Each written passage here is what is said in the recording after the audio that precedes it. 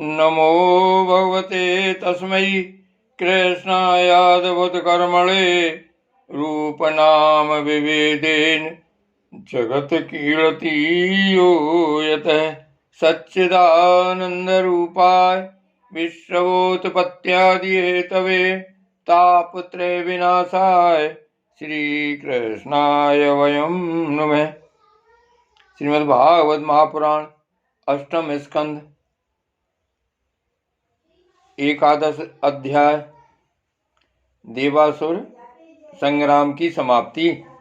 श्री सुखदेव जी कहते हैं, परीक्षित, परम पुरुष भगवान की अहेतु की कृपा से देवताओं की घबराहट जाती रही, उनमें नवीन उत्साह का संचार हो गया।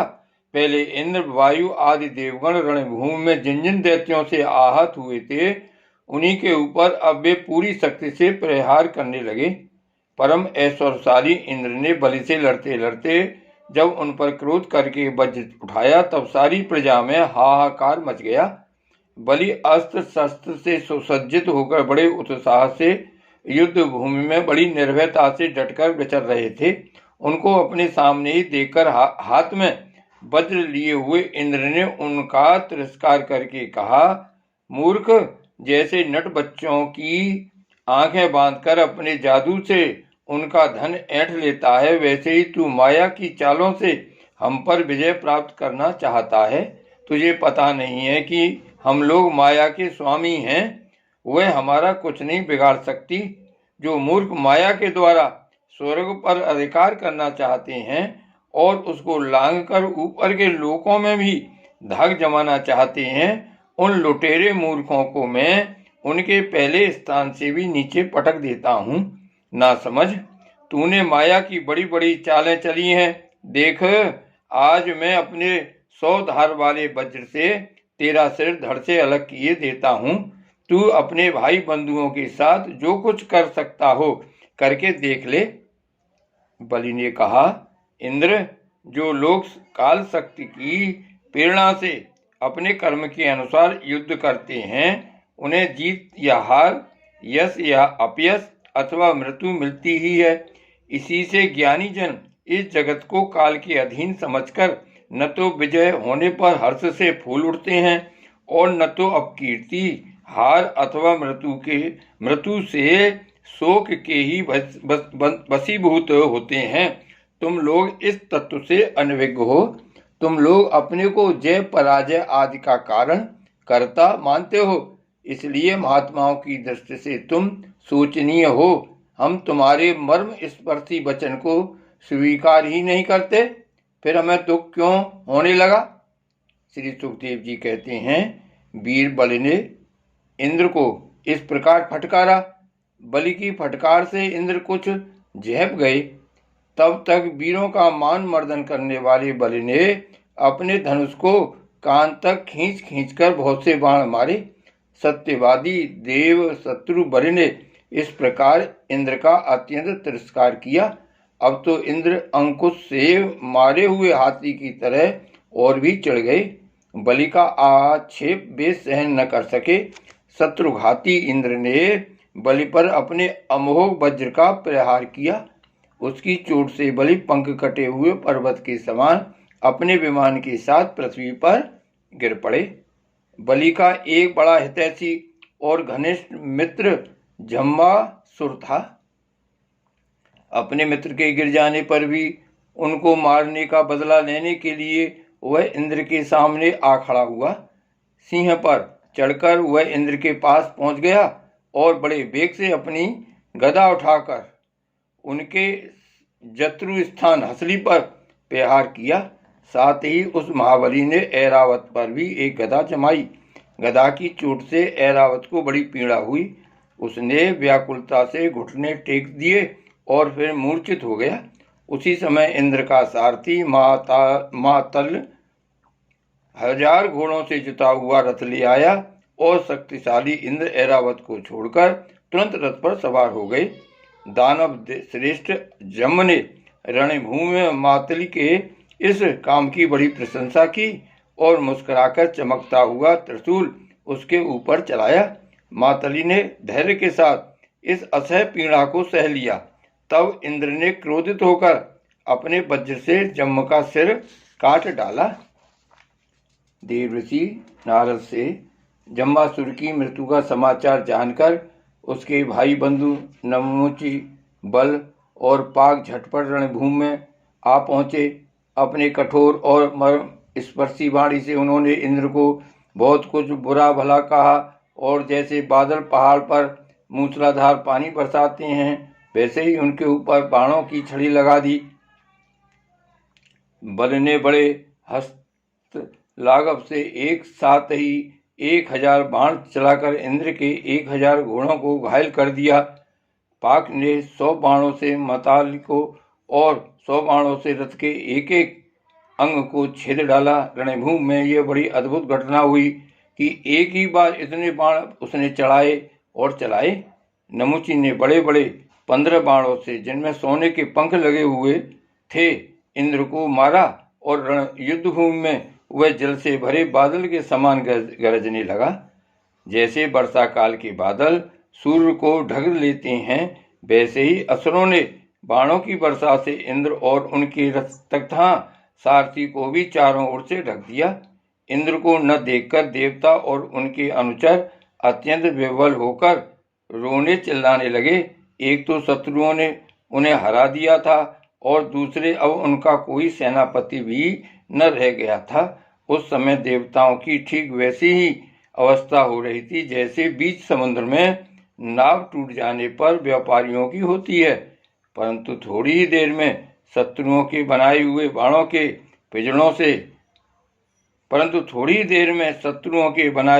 बाणों के पिंजड़े से घोड़े, रथ, ध्वजा और सारथी के साथ इंद्र निकल आए।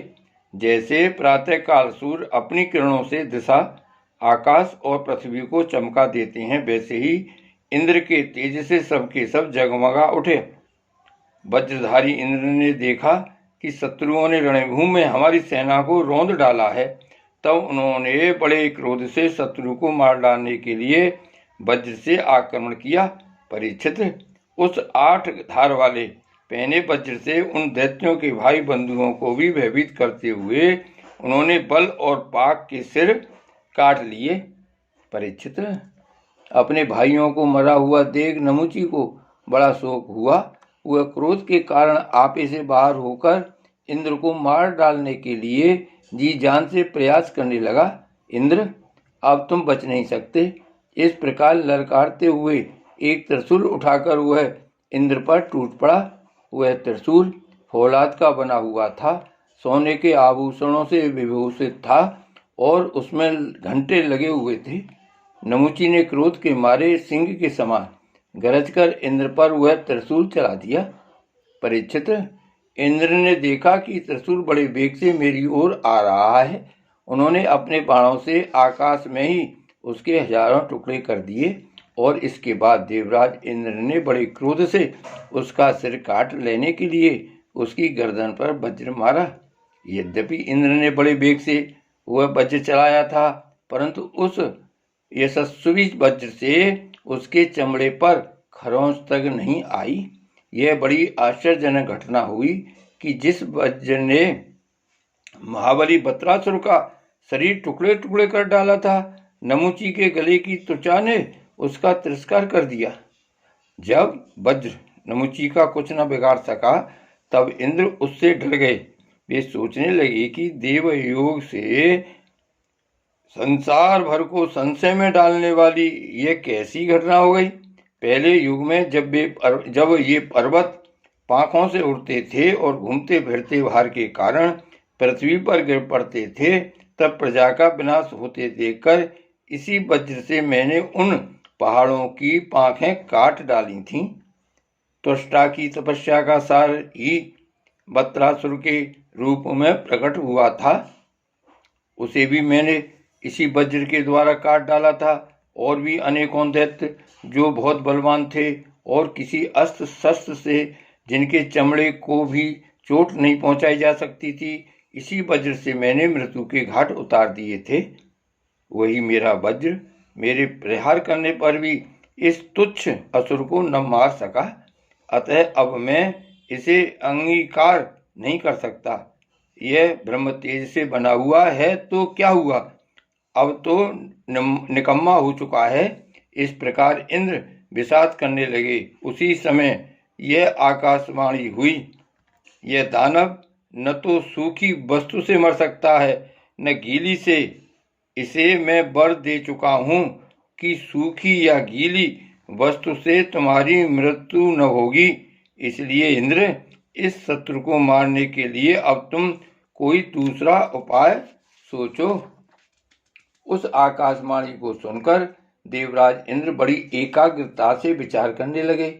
सोचते सोचते उन्हें सूझ गया कि समुद्र का फैन तो सूखा भी है, गीला भी, इसलिए न उसे सूखा कह सकते हैं न गीला। अतः इंद्र ने उस न सूखे और न गीले समुद्र फैन से नमुची का सिर काट डाला। उस समय बड़े बड़े ऋषि मुनि भगवान इंद्र पर पुष्पों की वर्षा और उनकी स्तुति करने लगे। गंधर्व शिरोमणि विश्वावसु तथा परावसु गान करने लगे। देवताओं की दुंदुभियां बजने लगीं और नर्तकियां आनंद से नाचने लगीं।